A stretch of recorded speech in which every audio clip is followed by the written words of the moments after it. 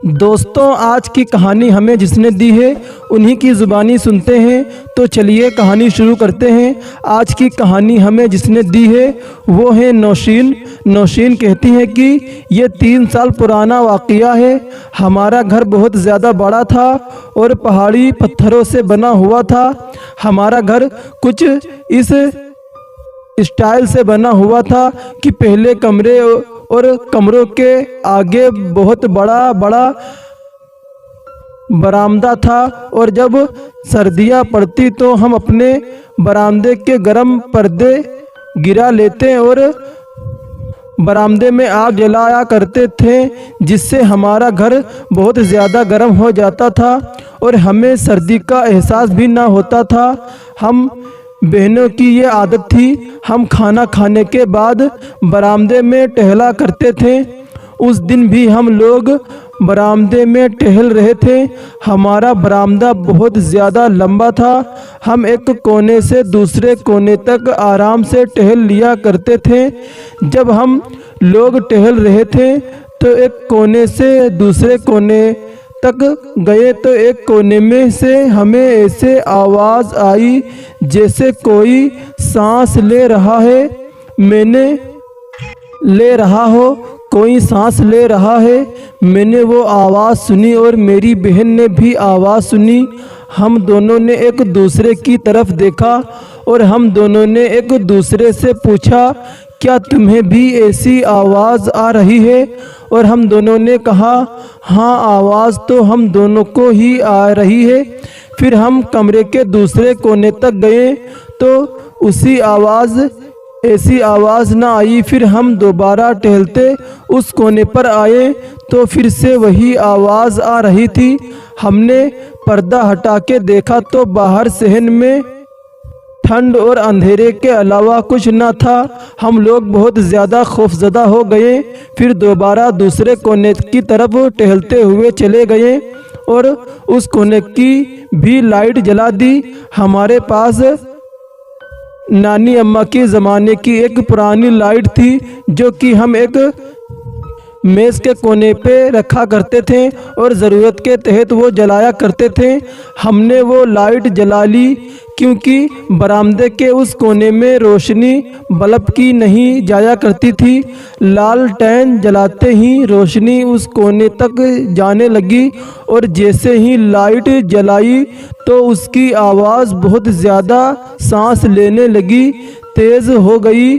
ऐसे लग रहा था जैसे कोई जानवर तेज़ सांस ले रहा हो।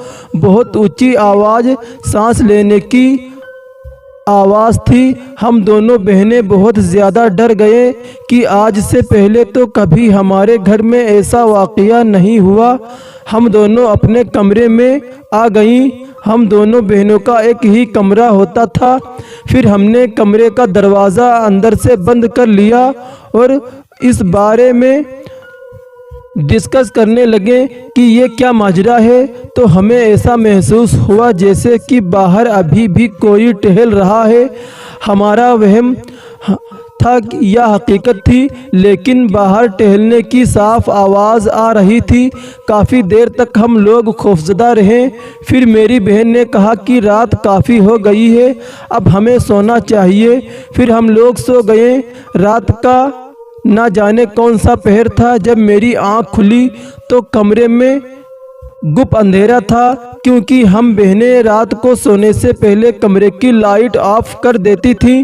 लेकिन मेरी आँख उस वजह से खुली कि बाहर मुझे अम्मी के बोलने की आवाज़ आ रही थी।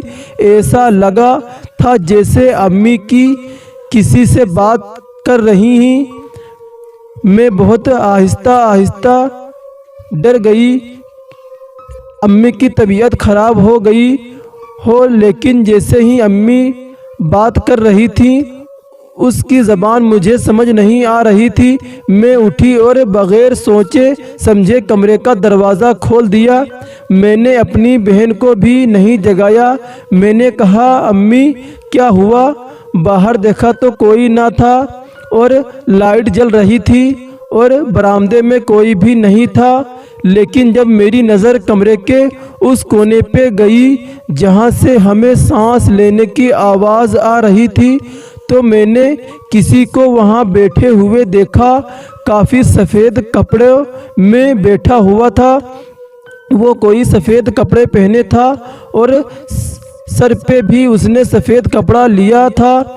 जब उसने अपना हाथ लालटेन के आगे किया तो काला सिया हाथ जला हुआ था और मुझे ऐसे लगा जैसे वो मुझे अंदर जाने का इशारा कर रही हो या कर रहा हो या अपने पास बुला रहा था, और पता नहीं किसी ज़बान में कुछ पढ़ रहा था।